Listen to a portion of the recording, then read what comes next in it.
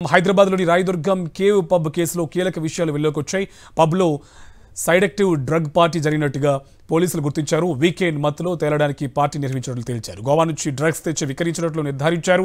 పట్టుబడిన వీరంతా డీజే గౌరవ్తో టచ్లో ఉన్నట్టు గుర్తించారు.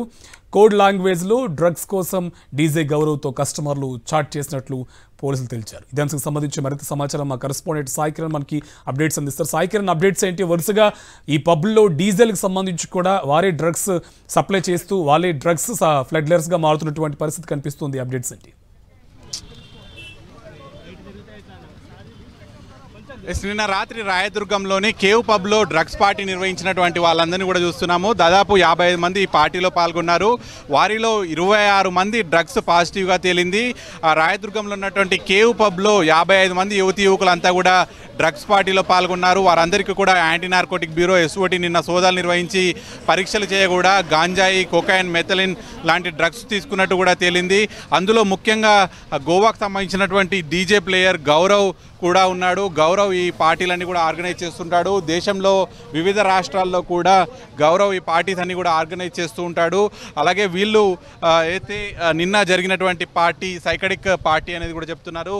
సో గౌరవ్ ఉన్నారు. గౌరవ్, సో ఇట్లా గౌరవ్ను కూడా చూస్తున్నాం మనం. డీజే ప్లేయర్ ఇతను వివిధ రాష్ట్రాల్లో కూడా ఈ సైకడిక్ పార్టీలు నిర్వహిస్తుంటాడు.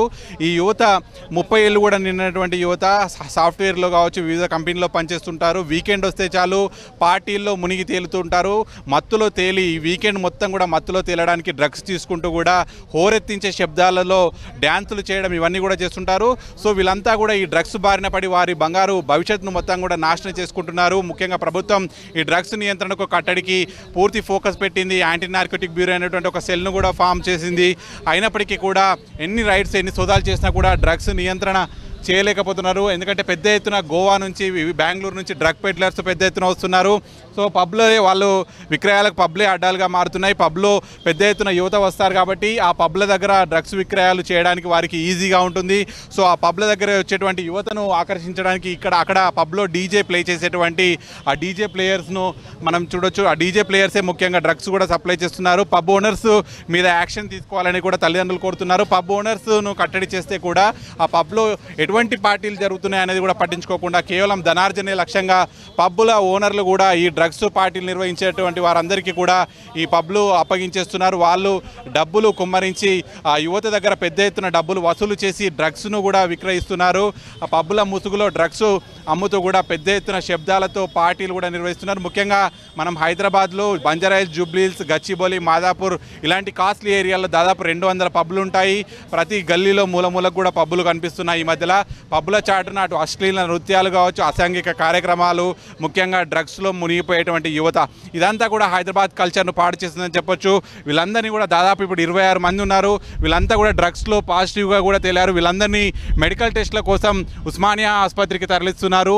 ఇందులో దాదాపు సైబరాబాద్లో ఉండేటువంటి చిన్న కంపెనీలో సాఫ్ట్వేర్ కంపెనీలో పనిచేసేటువంటి యువతే ఉన్నారు. వీళ్ళందరూ కూడా డ్రగ్స్లో పాజిటివ్గా తేలింది. వీరందరికీ కూడా ఇంకా మరిన్ని టెస్టుల కోసం బ్లడ్ టెస్టుల కోసం శాంపిల్స్ తీసుకోవడానికి ఉస్మానియా ఆసుపత్రికి తరలిస్తున్నారు. వీరిలో కొందరిని మాట్లాడిద్దాం. చెప్పండి, మీరు డ్రగ్స్ నిన్న తీసుకున్నారా? చెప్పండి. చూడొచ్చు, ఇలా డ్రగ్స్ తీసుకొని ఆ విధంగా సిగ్గుపడుతూ ఈ విధంగా పోలీసులకు అరెస్ట్ అవ్వడం కంటే మంచిగా చదువుకొని మంచి పొజిషన్లో ఉండడం, సమాజంలో కొంత అందరికీ ఆదర్శంగా నిలవడం అనేది ఉండాలి అని చెప్పి యువతను అందరినీ కూడా పోలీసులు చెప్తూనే ఉంటారు. అయినప్పటికీ కూడా వీళ్ళంతా ఈ విధంగా డ్రగ్స్ తీసుకొని పోలీసులకు పట్టుబడుతున్నారు. కొంతమంది ఉన్నారు. చెప్పండి, మీరు ఎక్కడి నుండి వచ్చారు? చూస్తున్నాం కదా, వీళ్ళంతా కూడా డ్రగ్స్ పాజిటివ్గా తేలి వీళ్ళందరూ మెడికల్ టెస్ట్ల కోసం పోలీసులు తరలిస్తున్నటువంటి పరిస్థితి. వీళ్ళందరూ కూడా వివిధ ఉద్యోగాల కోసం హైదరాబాద్కు వస్తుంటారు. వచ్చిన తర్వాత ఇక్కడ పక్కన ఉన్నటువంటి ఫ్రెండ్స్ ద్వారా డ్రగ్స్కు అలవాటు పడి ఈ పబ్బులలో వెళ్ళి ఈ డ్రగ్స్ తీసుకుంటూ కూడా పూర్తిగా డ్రగ్స్కు బానిస అవుతున్నారు. వచ్చే జీతం మొత్తం కూడా ఈ విధంగా డ్రగ్స్కు వీటన్నిటి కూడా పెట్టి వాళ్ళ జీవితం మొత్తం కూడా నాశనం చేసుకుంటున్నటువంటి పరిస్థితి ఉంది. ఇప్పటికైనా కూడా తల్లిదండ్రులు వాళ్ళ పిల్లల పట్ల నియంత్రణ ఏంటంటే అన్ని అబ్జర్వేషన్ ఉండాలనేది కూడా పోలీసులు చెప్తున్నారు. లేకుంటే డ్రగ్స్ మహమ్మారికి ఈ విధంగా పిల్లల జీవితాలు మొత్తం కూడా నాశనం అయిపోతాయని కూడా పోలీసులు హెచ్చరిస్తున్నారు. ఈ డ్రగ్స్ ఎక్కడి నుంచి వస్తున్నాయి? ఈవెన్ ఈ డీజే ప్లేయర్స్ ఎవరైతే ఉన్నారో వాళ్ళే ఎందుకు కేంద్ర బిందువుగా మారుతున్నారు? సో వాళ్ళకి సంబంధించి అప్డేట్స్. ముఖ్యంగా హైదరాబాద్కు చూస్తే డ్రగ్స్ అనేటువంటిది గోవా, బెంగళూరు ఇట్లా వివిధ రాష్ట్రాల నుంచి, విదేశాల నుంచి ఫస్ట్ అక్కడికి వచ్చి అక్కడ నుంచి గోవాలో పెద్ద ఎత్తున డిస్ట్రిబ్యూట్ అవుతుంది. అక్కడ నుంచి పెడ్లర్స్ అందరూ కూడా ఇక్కడ హైదరాబాద్కి తీసుకొస్తున్నారు. ముఖ్యంగా హైదరాబాద్లోనే ఎందుకు డ్రగ్స్ విక్రయాలంటే ఇక్కడ సాఫ్ట్వేర్ కల్చర్ ఎక్కువ, ముఖ్యంగా పబ్ కల్చర్ ఎక్కువ, నైట్ కల్చర్ ఎక్కువ. ఇక్కడికి నైట్లో పార్టీలు ఎక్కువ జరుగుతుంటాయి కాబట్టి నైట్ పార్టీలలో డ్రగ్స్ విక్రయాలు చేస్తే ఎవరు కనిపెట్టారనేటువంటి ఉద్దేశంతో ఇక్కడ ఎక్కువగా యువతనందరికీ కూడా డ్రగ్స్ విక్రయాలు చేస్తున్నారు. అయితే ఈరోజు ఈ డ్రగ్స్ పార్టీకి సంబంధించి 26 మందికి పాజిటివ్ వచ్చింది. ముఖ్యంగా ఇందులోకి ముఖ్య ప్రముఖ నిందితుడు గౌరవ్, అయితే గోవాకు చెందినటువంటి గౌరవ్గా చెప్తున్నారు. అతను గౌరవ్ వివిధ రాష్ట్రాల్లో అటు బెంగళూరు, ముంబై, హైదరాబాద్ లాంటి ప్రముఖ సిటీస్ అన్నిట్లలో కూడా ఈ డ్రగ్స్ పార్టీలు హోస్ట్ చేస్తూ ఉంటాడు. అతనికి ఉన్నటువంటి కస్టమర్స్కి మొత్తంగా పూర్తిగా కూడా డ్రగ్స్ను విక్రయిస్తుంటాడు. ఈ డ్రగ్స్ అనేటువంటిది గోవాలో తక్కువ రేటు కొని హైదరాబాద్కి వచ్చేసరికి వేల రూపాయలలో ఇది విక్రయించి లక్షల్లో ఆర్జిస్తున్నటువంటి పరిస్థితి ఉంది. దీని ద్వారా ఈ డ్రగ్స్ అనేటువంటిది కోట్ల రూపాయల బిజినెస్గా మారుతుంది. ముఖ్యంగా హైదరాబాద్ అనేటువంటిది పూర్తి అడ్డాగా మారింది. చాలామందికి గాంజాయి నుంచి మొదలు పెడితే కోకాయిన్, అలాగే అన్ని LSD, బ్లాటింగ్ డ్రగ్స్ ఇట్లా రకరకాల డ్రగ్స్ను అమ్ముతూ కూడా సొమ్ము చేసుకుంటున్నారు. ఈ విధంగా ప్రతి వీకెండ్ కూడా ఒక డ్రగ్ పెడ్లర్ని చేస్తున్నప్పటికీ కూడా ఇంకా చాలామంది దొరుకుతూనే ఉన్నారు డ్రగ్స్ కేసులలో. ప్రస్తుతం వీళ్ళంతా కూడా నిన్న రాయదుర్గంలో ఉన్నటువంటి ఒక కేవ్ పబ్లో పార్టీకి వెళ్ళినటువంటి యువత వీళ్ళంతా కూడా. అయితే అక్కడ వెళ్ళిన తర్వాత వీళ్ళందరూ కూడా డ్రగ్స్ తీసుకున్నట్టు కూడా తెలిసింది. కొంతమంది యువకులు కూడా ఉన్నారు. బాబు చెప్పండి, ఎక్కడి నుంచి వచ్చారు, మీరు ఏ ఊరు? హలో, ఆ పబ్లోనే తీసుకున్నావా డ్రగ్ను? చూడొచ్చు కదా, నిండా 30 ఏళ్ళు కూడా నిండినటువంటి యువత వీళ్ళంతా కూడా హైదరాబాద్లో చిన్న చిన్న ఉద్యోగాలు చేసుకునేటువంటి వాళ్ళు. వీళ్ళందరూ డ్రగ్స్ తీసుకొని ఈ విధంగా పోలీసులకు చిక్కడం, ఆ తర్వాత అనేక పరిణామాలు. వీళ్ళ తల్లిదండ్రులు కూడా ఎంతో టెన్షన్ పడుతుంటారు. వాళ్ళను ఎంతో ప్రయోజకులను చేద్దామని చెప్పి ఈ విధంగా హైదరాబాద్ పంపిస్తే వీళ్ళంతా చిన్న చిన్న జాబ్ చేసుకుంటూ ఈ విధంగా డ్రగ్స్ బారిన పడి వాళ్ళ జీవితం మొత్తం కూడా నాశనం చేసుకుంటున్నారు. ఇప్పటికే సాక్షి టీవీ కూడా ఎన్నో కథనాలు చేసింది. సాక్షి టీవీ ఈ డ్రగ్స్ భూతాన్ని తరిమేయడానికి హైదరాబాద్లో అనేక డ్రైవ్స్ చేసింది. అలాగే పబ్లలో కూడా డ్రైవ్ చేసింది. యువతను రక్షించడానికి సాక్షి టీవీ కూడా ఎన్నో నిఘా స్టోరీలు కూడా మనం చేశాం. ఈ డ్రగ్స్ను పారద్రోలడానికి ఎన్నో కథనాలు కూడా చేశాం. పోలీసులతో పాటు వెళ్ళి కూడా ఈ డ్రగ్స్ను పారద్రోలడానికి ఎన్నో చేస్తాం. అయినప్పటికీ కూడా మనం చూస్తున్నాం డ్రగ్స్ అనేటువంటిది ఏ విధంగా మారిపోయింది, ఎంతమంది యువతకి ఇది డ్రగ్స్ పాకింది అనేటువంటిది చూస్తే పూర్తిగా భయభ్రాంతులకు గురై ఆందోళన పరిస్థితులు ఉన్నాయనే చెప్పొచ్చు. హైదరాబాద్లో వారి పిల్లలను పంపిస్తే ఏం జరుగుతుంది, హైదరాబాద్లో పబ్ కల్చర్ ఏ విధంగా ఉంటుంది, హైదరాబాద్లో రాత్రి నైట్ లైఫ్ ఏ విధంగా ఉంటుంది అనేటువంటిది ఆలోచిస్తేనే పూర్తిగా భయపడేటువంటి పరిస్థితులు ఉన్నాయి. చూడొచ్చు మనం 26 మంది యువత వాళ్ళ జీవితాలు మొత్తం కూడా ఈ డ్రగ్స్ బారిన పడి ఈ విధంగా నాశనం అవుతున్నటువంటి పరిస్థితి. సో ఇప్పటికైనా కూడా తల్లిదండ్రులంతా కూడా వారి పిల్లల పట్ల జాగ్రత్త తీసుకోవాలని చెప్పి పోలీసులు కూడా హెచ్చరిస్తున్నారు. హైదరాబాద్లో వివిధ రకాల డ్రగ్స్ మార్కెట్లో వస్తున్నాయి.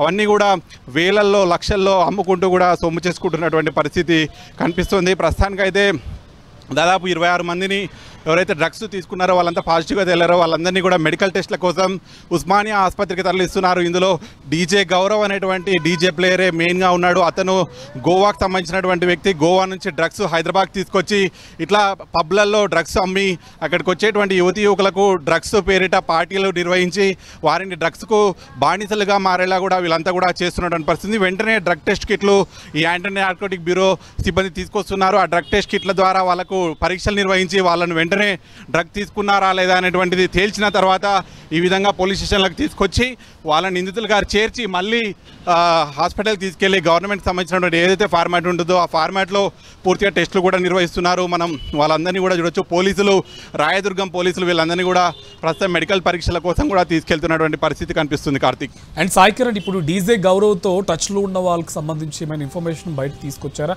ఇంకా ఎవరెవరు ఉన్నారు, ఎవరు సప్లై చేస్తున్నారు అనే కోణంలో పోలీసులు ఏమైనా ఇన్ఫర్మేషన్ బయటికి లాగే ప్రయత్నం చేశారా? అండ్ గతంలో ఉన్న కేసులు కూడా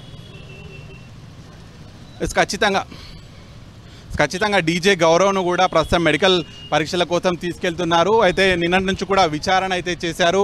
అయితే డీజే గౌరవ్ హైదరాబాద్లో దాదాపు వారం నుంచి ఇన్స్టాగ్రామ్లో ఈ పోస్ట్ పెట్టి వీళ్ళ యువత అందరినీ కూడా ఆకర్షించాడు. అయితే ఈ పబ్లోకి ఎంట్రీ ఏ విధంగా ఉంటుంది ఏంటి అనేది కూడా పూర్తిగా ఇన్స్టాగ్రామ్లో ఈ వివరాలు షేర్ చేస్తారు.